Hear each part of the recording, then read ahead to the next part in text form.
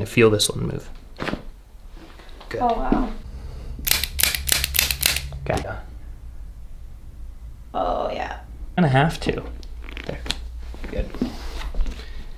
There. What is going on, crack addicts? Welcome back to the channel. Now, in today's video, I'm going to be posting a wide variety of chiropractic adjustments from some of your favorite chiropractors with some new additions. Also, all of their links will be in the description. That's where you can check them out directly. Now, let's get into it, and I'll see you on the next one. Next up, we have Dr. Matt Delgado. What brought you in today? What's going on?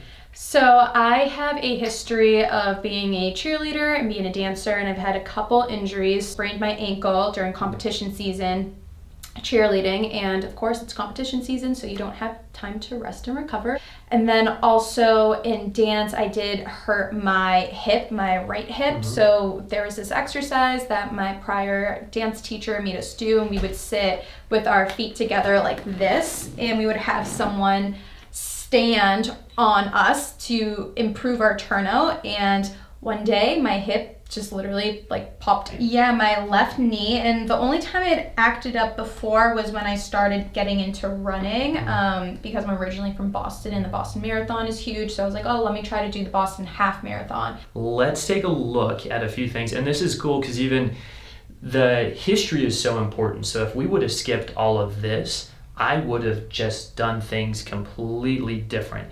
Going to change my approach now with knowing this. So even with your hip, having had a ligament injury in the past, we need to make an adjustment, but in a gentle way, because we don't want to create instability or too much movement there. So obviously stay like that, and I'm gonna look at your posture from this position first. So let's have you turn your head to the left for me, please, and then back to center.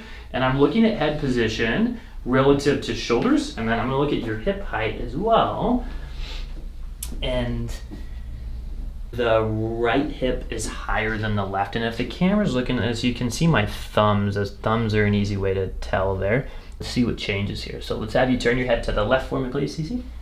Good, and then to the right. Good, and when she looks right, your hips go even. So the solution would just be to have her look to her right for the rest of her life and just walk around like that. Not really. The reason that happens is because of a neurologic feedback loop. We call it cervical syndrome.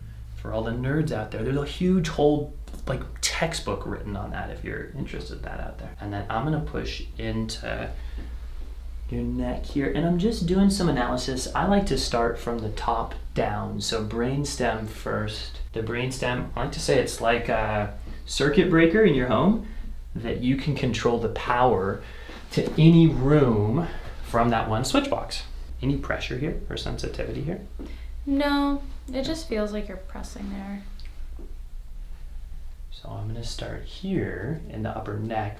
More tests or more indicators that hopefully people at home can see, and hopefully you could feel for things that we're changing here. So let's have you actually lie face down to try to lift your whole right leg up as high as you can, please. Good. So did one feel harder than the other? I think my right feels harder. You'll see there's a significant difference in that. And that was the injured side originally.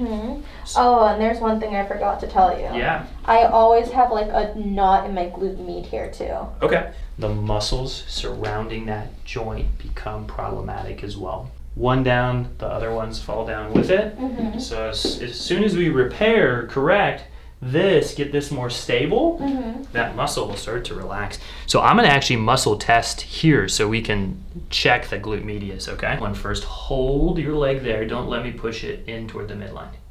Okay, same thing here, hold that one there. And you feel how there's nothing there on the right relative to the left? It always feels really weak, and it hurts after I go to the gym. Like, it just feels depleted. So I'm gonna bend the leg, bring it up, and then don't let me push this down. Okay, good. Don't let me push this down. So same thing, and I'm not trying to make her look silly or stupid, but that was one finger, Cece. Yeah, oh my God. Just to show, but I'm gonna check a couple more muscles surrounding the hips. Okay. So we're gonna check the hip flexor. This down and in. Okay, good there. And then same thing here, don't let me. And same thing, there's Yeah, I feel a straining here today. So how does it show up at the gym? So this is gold right here. So listen to this because these are signs to look out for at the gym. So tell people, what do they need to, what shows up? What do you feel? So when I'm at the gym, I feel like whenever I do glute bridges or hip thrust, I can feel like my hips almost like unleveled, and it almost feels like I'm pushing more through my left because my right doesn't want to compensate. Yeah. That's when I'm doing squats. And then when I do hip thrust, this glute just gets depleted really quickly. Like it's so much more tired. Okay. And this is going to be the most underwhelming adjustment because there's no noise and crack or pop. But then as we check some things, I expect some things to change.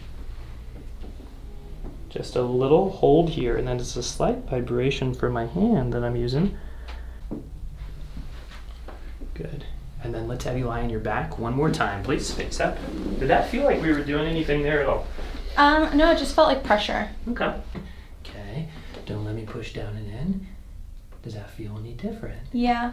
I still felt the strain, but I felt stronger. Don't let me push it away from you. Hey. Yeah.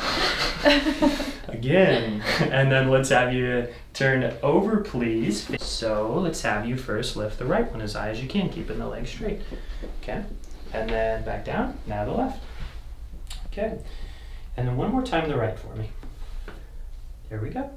So that second time you lifted the right leg there, now it's moving about the same as the left. Does that feel any different to you as you lift your leg? Yeah, it feels easier to do, but I still almost have to like think about it, if that makes sense. Like I have to like engage and lift. So I'm gonna come in and check the hips themselves now. And this is that SI joint. No, not really. I'm gonna have you slide down just a little bit toward your feet for me, please. There we go. And so this is gonna come up, and then you're gonna feel a little drop down here. Good. And this is her 5th lumbar for the people at home wondering. There we go. And then now, one more time, go ahead and try to lift that right leg for me, please. Okay, good. And then I'm gonna do this. Don't let me push this in. Good. Does that feel any different on the muscle when we do that? I feel a little less straining. And don't let me push this down. Good. And really good there. And let it all go. A little push right there. You're gonna feel this one move. Good. Oh wow. That was so necessary. Lie all back. So the right one was the one that you originally had sprained, correct? Yeah, and I always get Charlie horses on this foot too, like right where my arch is. Can you point to it for me, please? This is gold again. Listen to these things. Right here. So right in here, that is so common. I hear that in this room every single week. I'm feeling for is motion. And knowing that she was a dancer and a cheerleader, we got to be really specific and careful. That's why even with your spine, I didn't just go pop, pop, pop, pop, pop, pop, pop on everything, because we're going to create instability, too much movement in areas that don't need it. If something's stuck, we get it moving. If it's moving normally, we leave it alone. So with that to the ankle, I am confirming what Cece noticed, and the outside here is really stuck. It's not moving correctly. Right there. Any pressure when I push in there? No. Okay.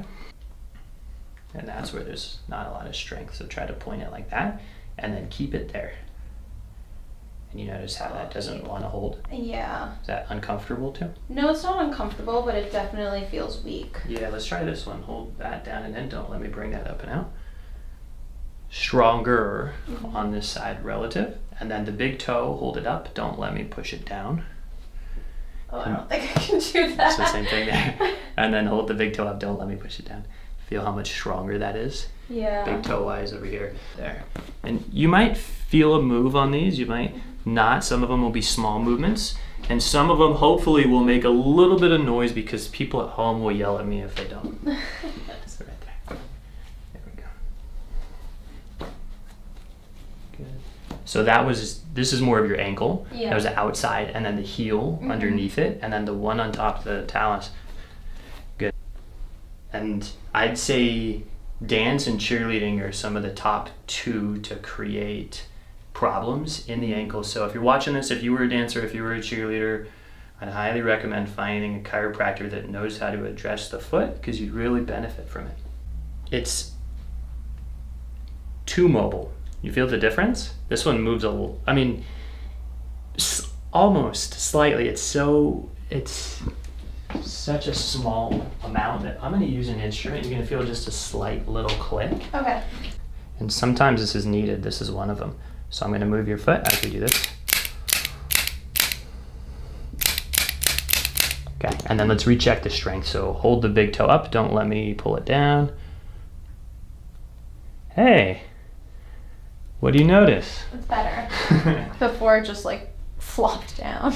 Yeah, so this is a common thing. I think when we tend to not know what something is, we discount it, or we say, there's no way that thing's real, or that thing sucks. You probably hear it with some of the testing you do, like, wait, what? Like, how can that actually make such a big difference in someone's life? Yeah. And this one's gonna be a little bit uncomfortable. Good. There's a good noise for the people at home. There. And one of the common muscles that we'll see that are cranky or tight with that is called the posterior tibialis. So on your own, even at home, you can massage. Here we go. Oh yeah. It's like a massage when you're like, I don't want it to continue, but don't stop.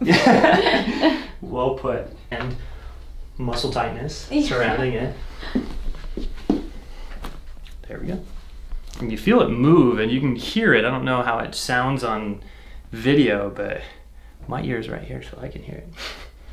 And your ankle. Oh wow, that was great. So your ankles more is actually what are super stuck or resistive to motion. But then as we get down into the foot, it moves pretty well. For all the nerds at home, I don't always talk with all these words, but on YouTube, we kind of have to. There. Good. There. Already feel different. Yeah. Yeah. I feel like just more even. Uh-huh. Yeah, good. And I notice I just notice that I tend to do this more. But since that adjustment, I feel like I'm more like even footed. Good. So at home, you'll hear buzzwords. Pronation. Pronation's a normal part of the gait cycle, and that's when the arch collapses. But if it's abnormally too much, it can become detrimental, especially to the knees, and that's where a lot of knee problems come from. If you made it to the end of the video, guys and girls, thanks for watching, and don't forget to subscribe for more.